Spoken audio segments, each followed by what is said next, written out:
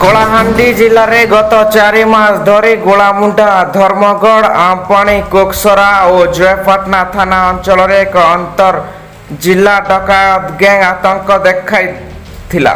ଶନିବାର କଳାହାଣ୍ଡି ଏସ୍ପି ଅଭିଳାଷ ଜୀଙ୍କ ନେତୃତ୍ୱରେ ଏକ ସ୍ୱତନ୍ତ୍ର ଟିମ୍ ଜିଲ୍ଲା ବ୍ୟାପୀ ଚଢ଼ଉ କରି 10 ଜଣଙ୍କୁ କୋର୍ଟ ଚାଲାଣ କରିଛନ୍ତି।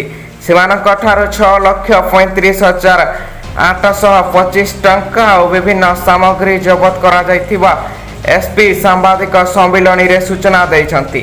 ପ୍ରକାଶ ଯେ କଳାହାଣ୍ଡି ଜିଲ୍ଲାର ଗୋଳାମୁଣ୍ଡା, ଧର୍ମଗଡ଼, ଆମପାଣି, କୋକସରା ଓ ଜୟପାଟଣା ଥାନା ଅଞ୍ଚଳରେ ଗତ ଏପ୍ରିଲ ମାସରୁ ଜୁଲାଇ ପର୍ଯ୍ୟନ୍ତ ଚୋରି ଡକାୟତି ଆତଙ୍କ ଲାଗି ରହିଛି। ଏହିଭଳି ବହୁ ଘଟଣା ଜିଲ୍ଲାର ପୁଲିସ ପାଇଁ ମୁଣ୍ଡ ବ୍ୟଥାର କାରଣ ପାଲଟିଥିଲା। ଏନେଇ ଏସ୍ପି ଅଭିଳାଷ ଜୀଙ୍କ ନେତୃତ୍ୱରେ ସ୍ୱତନ୍ତ୍ର ଟିମ୍ ଗୁଡ଼ିକ ଗଠନ କରି ସିସିଟିଭି ଫୁଟେଜ, ମୋବାଇଲ ଟ୍ରାକିଂ କରାଯିବା ପରେ ଡକାୟତି ଗ୍ୟାଙ୍ଗର ଟେର୍ ମିଳିଥିଲା। କଳାହାଣ୍ଡି ଜିଲ୍ଲାର ଜୟପାଟଣା ପଞ୍ଚାୟତର ନାୟବ ସରପଞ୍ଚ ତଥା ସୁନା ଦୋକାନୀ ଦିନେଶ ଭୋଇଠାରୁ ପଞ୍ଜାରେ ଡକାୟତ ଗ୍ୟାଙ୍ଗ ସୁନା ଆଣି ବିକ୍ରି କରିବାକୁ ଦେଉଥିଲେ। ଦିନେଶ ଭୋଇଠାରୁ ମୋବାଇଲ ଟ୍ରାକ୍ କରାଯିବା ପରେ ଏହି ଘଟଣାର ସମ୍ପୃକ୍ତ ଥିବା ଡକାୟତ ଗ୍ୟାଙ୍ଗର ସୂଚନା ମିଳିଥିଲା। ସେମାନଙ୍କଠାରୁ 6,35,000 ଟଙ୍କା, 5ଟି ବାଇକ୍, 11ଟି ମୋବାଇଲ, ସୁନା,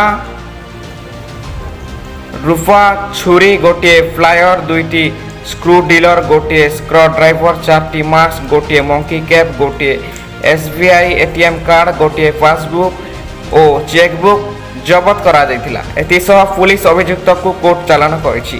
ଏହି ଡକାୟତ ଗ୍ୟାଙ୍ଗ ନବରଙ୍ଗପୁର ଜିଲ୍ଲା ଡାବୁ ଗାଁର ଏକ ଦୋକାନରୁ ନକଲି ଆଧାର କାର୍ଡ ଓ କାଗଜପତ୍ର ଦେଇ ସିମ୍ କିଣିଥିଲେ।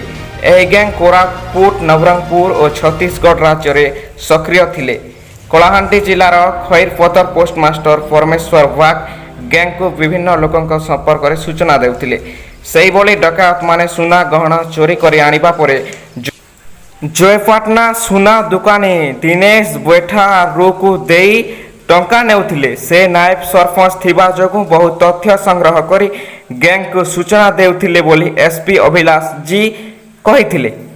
ପଶ୍ଚିମ ଓଡ଼ିଶାର ଗୋଟେ ନୂଆ ନ୍ୟୁଜ୍ ଚ୍ୟାନେଲ୍ TST ନ୍ୟୁଜ୍ ସବୁବେଳେ ସମସ୍ତ ଖବର ଦେଖାଇବା ପାଇଁ ସବୁବେଳେ ତତ୍ପର ଥିବ। ଚ୍ୟାନେଲଟିକୁ ନୂଆ ଆସିଥିଲେ ସବସ୍କ୍ରାଇବ୍ କରିଦିଅନ୍ତୁ ଏବଂ ଅଧିକ ମାତ୍ରାରେ ସେୟାର କରିଦିଅନ୍ତୁ ଓ 24 ଘଣ୍ଟା ଗାଁଠୁ ସହର ପର୍ଯ୍ୟନ୍ତ ପ୍ରତ୍ୟେକ ଖବର ସହିତ ଅପଡେଟ୍ ରୁହନ୍ତୁ। ଧନ୍ୟବାଦ।